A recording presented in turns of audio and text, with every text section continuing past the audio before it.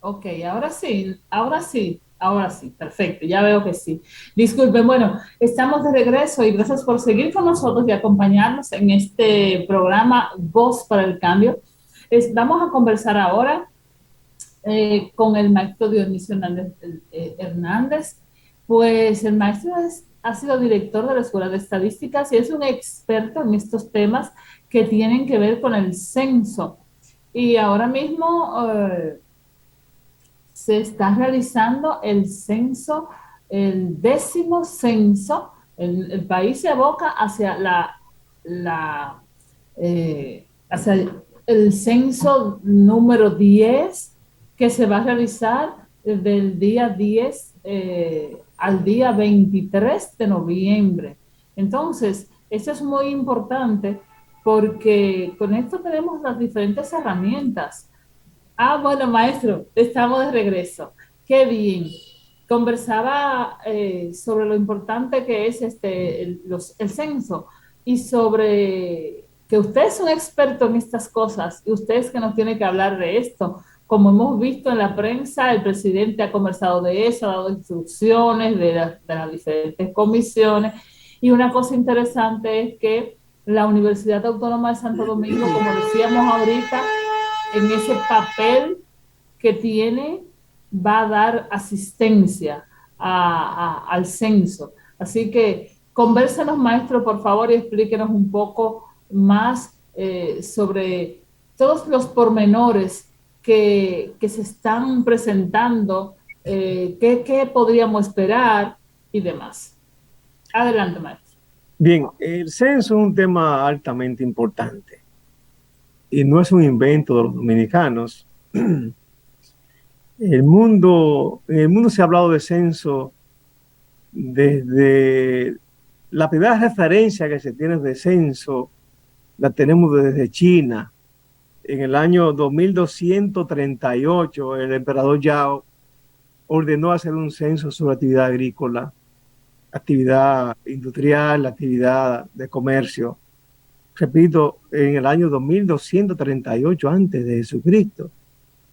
En la Biblia que leemos los cristianos, los creyentes, hay un libro llamado el libro de los números que se le atribuye a Moisés.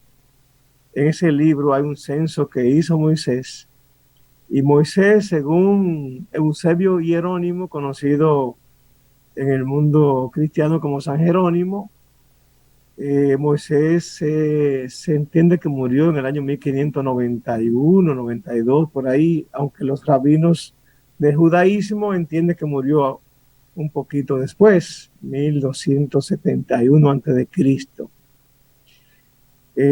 O sea que los censos son viejos. En nuestro país conocemos el censo de Osorio, 1606, pero fue un censo que se hizo en la línea noroeste. Ahora, el primer censo científico que se hizo en nuestro país se hizo en el año 1920, que lo hicieron los soldados, fue dirigido por los soldados invasores que ocuparon nuestro país en el año de 1916 y estuvieron con nosotros hasta el año 1924. Después Trujillo hizo un censo en el 1935, otro censo en 1950, otro en 1960. Y después se hizo un censo ya en el gobierno de Balaguer en 1970, 1981, el gobierno de Guzmán. No se hizo en el 80, porque los censos son cada 10 años. Porque recordemos que en el país tuvimos el ciclón David en 1979. Y luego hubo otro censo en 1992, 93. Luego el censo del 2002, el censo del 2010 y ahora la ronda del 2020, el censo de 2022. El censo es la operación estadística más importante que tiene un país y se considera como uno de los grandes activos que tiene un Estado-nación. Yo soy pro censo. El censo tiene muchos detractores, gente que está haciendo fuertes críticas, pero el censo hay que apoyarlo. Yo he sido un crítico, no del censo per se, yo he sido un crítico en otros aspectos que puedo más adelante señalar, y adelanto uno de esos puntos. En la comisión censal que se definió en el decreto 606-21 de septiembre o de noviembre de 2021, no recuerdo precisamente la fecha, esa comisión censal que se designó en ese decreto está compuesto por 26 instituciones y ahí no está la UAS. Y la UAS tiene presencia en 22 provincias del país y debió estar ahí. Aunque vi ahora que ya la directora de la ONE hizo un acuerdo con nuestro rector, con nuestra universidad, y la UAS está apoyando el censo y nosotros desde la Escuela de Estadística estamos apoyando el censo. E invitamos a la población a que le abran las puertas a los empadronadores que lleguen debidamente identificados con el logo de la Oficina Nacional de Estadística y todo, digamos, los elementos que identifiquen que se trata de una persona realmente del censo y no un delincuente. El censo es importante por muchas razones, estimada maestra Paula y amables televidentes. En primer lugar, no se puede planificar un país, ninguna actividad, y hace poco hablamos de educación, no se puede planificar nada sin información. La información es la que nos guía. Entonces el censo, esa operación estadística que llamamos censo, en donde vamos a investigar no solamente lo relativo a la población, sino también a las viviendas, estén o no ocupadas, va a arrojar informaciones sobre aspectos fundamentales que necesitamos en el país para saber cuántos somos, quiénes somos, qué tenemos. Si nosotros vamos a la Biblia, al libro de los números, y buscamos el censo que hizo Moisés, fue un inventario justamente de los recursos con los que él contaba, sobre todo los jóvenes, censados por tribus, porque la misión de llegar hacia la tierra prometida pues implicaba muchos riesgos y además de trazar estrategias. Pues así el censo que se va a hacer ahora en nuestro país nos va a aportar ese inventario de cosas, ese inventario de personas, de bienes que tenemos en nuestros hogares, también de los aspectos de educación, de los aspectos de fecundidad, digamos, los aspectos de migración y un sinnúmero de variables, todas de alto interés para la planificación de las diferentes actividades que hace el gobierno, que hacen los empresarios, las ONG, las universidades y todos los investigadores que necesitamos informaciones. El censo es y será nuestra principal fuente de datos. Pero además, Paula y estimados televidentes, el censo nos aporta el marco muestral para las encuestas de hogares que realizamos en el país con diferentes propósitos, incluyendo propósitos privados, de iniciativas empresariales. Entonces, si no tenemos ese marco muestral, que es esa base censal, no solamente con el volumen de la población y sus características, sino también la parte de la cartografía, vale decir los planos del uso del suelo, donde están ubicadas las viviendas, las edificaciones en sentido general, pues esa es la base que se toma para diseñar encuestas, esas encuestas que necesitamos en el ámbito de la salud, de la educación, de la mano de obra, de los aspectos culturales, creativos, la encuesta que usan los inversionistas para hacer estudios de factibilidad, para instalar negocios nuevos o para medir, digamos, la satisfacción que tienen los consumidores con los productos. En sentido general, el censo es el gran activo del Estado-Nación. Por eso yo invito a los dominicanos y dominicanas a que apoyemos el censo, a que estemos dispuestos a ofrecer las informaciones que se nos pidan y que no hagamos casos a las voces que están, digamos, desacreditando el censo con aspectos que no tienen nada que ver con la realidad. El censo no es un invento de este gobierno. El censo, ya yo dije, el censo tiene miles de años realizándose en el mundo. Y nuestro país venimos haciendo censos regularmente desde 1920. Y ahora tocó a este gobierno hacer el censo. Y ojalá que el censo quede bien. Ojalá que la cobertura censal, o sea, que el porcentaje de hogares, que el porcentaje de personas empadronadas esté por debajo del 5%, que el error esté por debajo del 5%, que tengamos más del 95% de las personas y viviendas empadronadas para que el país pueda tener de un activo importante como es el censo.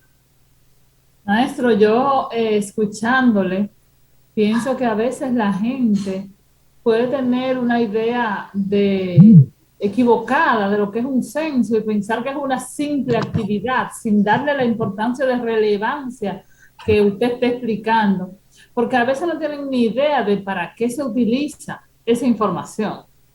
Entonces, lo bueno es que en este programa usted explique exactamente cómo para ese, ya usted lo ha dicho, pero a ver si seguimos ahondando en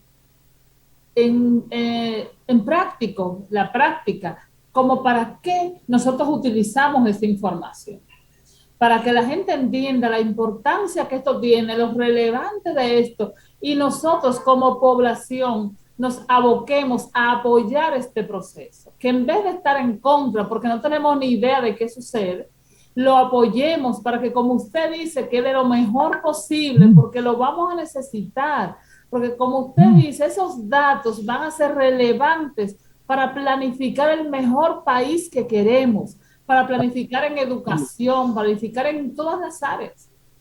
Usted dijo hace un momento que usted es de Neiva. Si a mí me interesa, por ejemplo, invertir en Neiva, cualquier tipo de negocio, cualquier tipo de actividad, y yo quiero conocer, digamos, cuál es el comportamiento histórico de la población de Neiva. Yo puedo desde 1920 rastrear ese comportamiento y ver cómo ha evolucionado la población de Neiva desde 1920 hasta la fecha. Y eso me da una buena idea de ver cuál será el futuro de la población de Neiva, si es una población que crece o decrece, digamos, y también en el aspecto de la estructura por edad de la población, de la composición por sexo y de los aspectos de las viviendas, etcétera. Y me da una idea de qué se puede hacer en Neiva. Pero además, también me dice, por ejemplo, el comportamiento de la matrícula educativa. Y así podemos planificar la construcción de escuelas hacia el futuro en función de la demanda que se espera para 5 o 10 años. El censo es fundamental. Ahora bien, yo sí quiero aprovechar esta coyuntura para señalar que luego que tengamos el censo bien hecho, como se espera, un censo que tiene una inversión que ya se está ejecutando de 3.500, más de 3.700 millones. Dice que va a llegar a 4.000 millones de pesos, dicen algunos expertos, porque entienden que lo que se ha asignado no será suficiente y que posiblemente se gaste alrededor de 4.000 millones de pesos.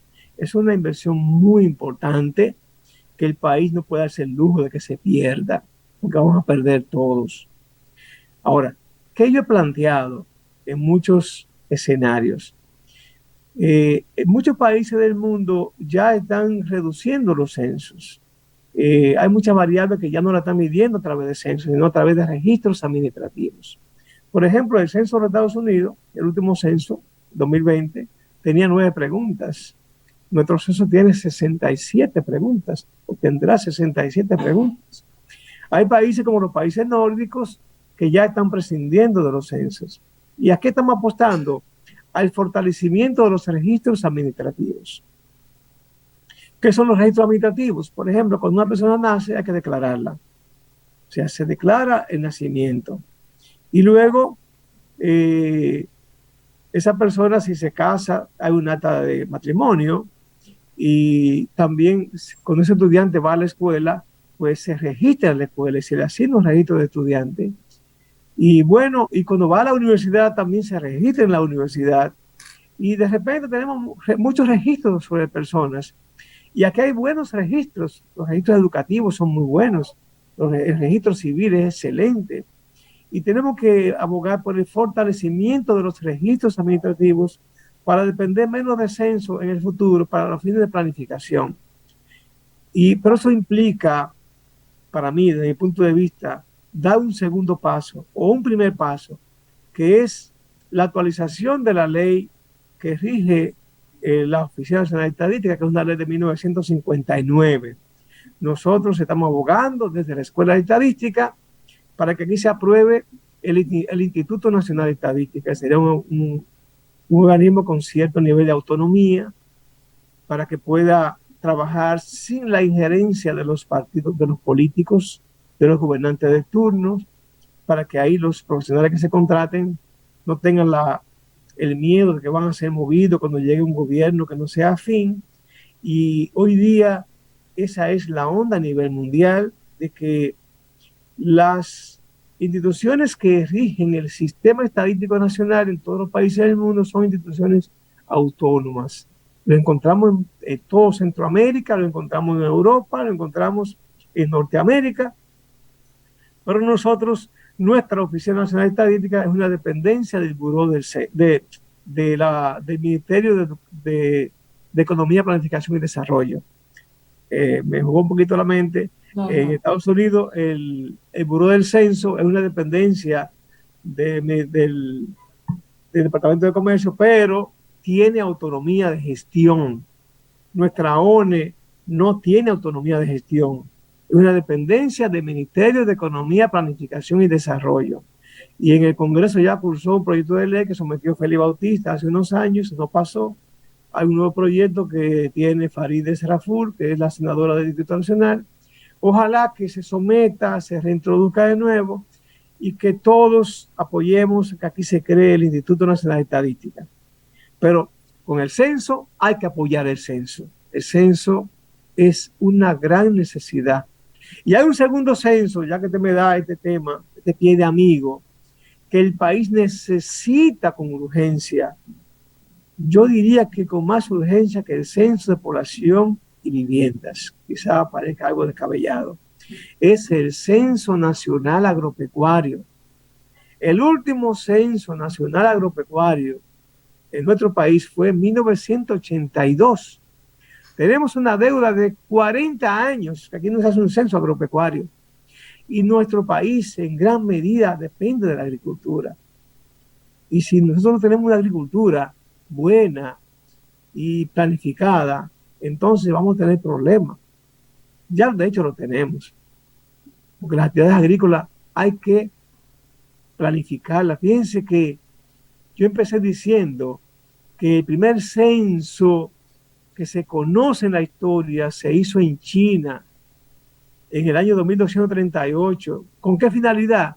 Con la finalidad de determinar cuáles actividades agrícolas se estaban realizando y cómo estaba el campo en China en esa época, año 2238 antes de Cristo. Y nosotros llegamos haciendo censo agropecuario hasta 1982 y de ahí para acá nada.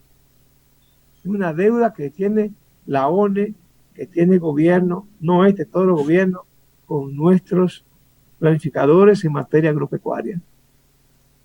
Maestro, esto suena a una urgencia mayor, como usted dice, de verdad, el Censo Nacional Agropecuario, porque hace más tiempo que no se hace y planificar un país sin planificar sus recursos para ver qué es lo que vamos a tener disponible, de terrenos disponibles, de infraestructura, de producción. Mire, ayer conversaba el maestro Alfonso Torres en el programa y decía cosas alarmantes sobre la agropecuaria, sobre todo unas situaciones que a uno lo dejan petrificado, porque hay que ver cómo en el país las cosas han retrocedido en todos los sentidos en agropecuaria.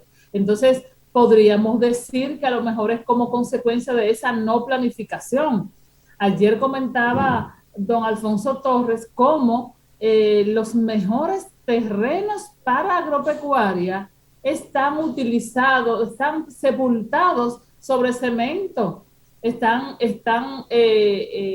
donde se pudiera planificar adecuadamente y las construcciones que se hagan en otros terrenos y aprovechar.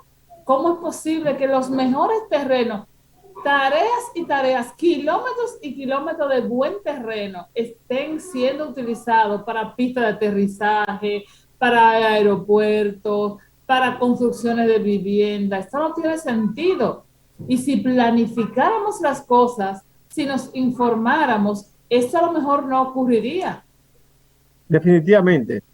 Eso es uno de los grandes temas. Aquí hay mucho terreno con vocación agrícola, o que eran esencialmente agrícolas, que hoy día, sobre todo Jarabacoa, Constanza, que son mi pueblo Jarabacoa, que era un pueblo esencialmente agrícola. Hoy día los productores están desapareciendo y ahí esos predios hoy día están siendo ocupados por villas, construcciones.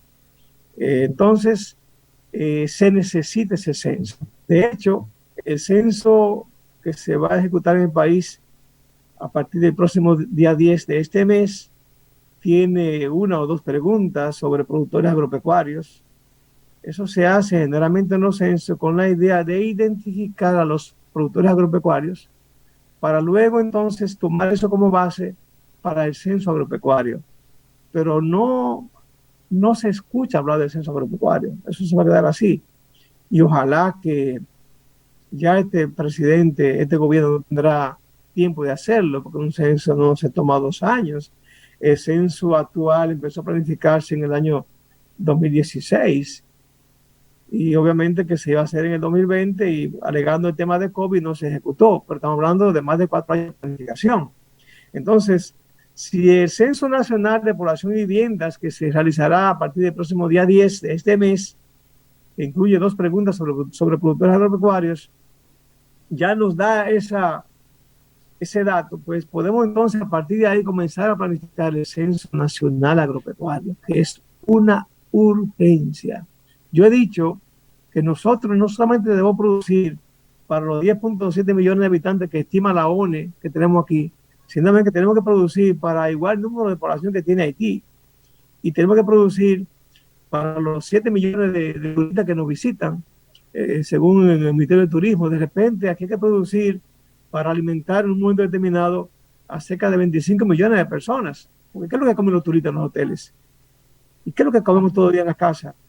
Entonces, no podemos ignorar esa gran realidad y tenemos que abocarnos a el próximo paso, que sea la realización del Censo Nacional Agropecuario. Y obviamente hay que apoyar el censo actual de población y viviendas. Yo estoy de acuerdo, maestro. Eso es lo que nosotros debemos hacer. Y este programa está haciendo su granito de arena con dar informaciones y con mostrar a la gente lo importante que es. Ahora, maestro, bueno, deberíamos ir a una pausa y regresar. Vamos a ir a una pausa, que el tema ha sido tan apasionante que nos hemos pasado. Así que regresamos rapidito, no se vayan por favor, que queda mucho más que conversar con el maestro Dionisio Hernández Leonardo.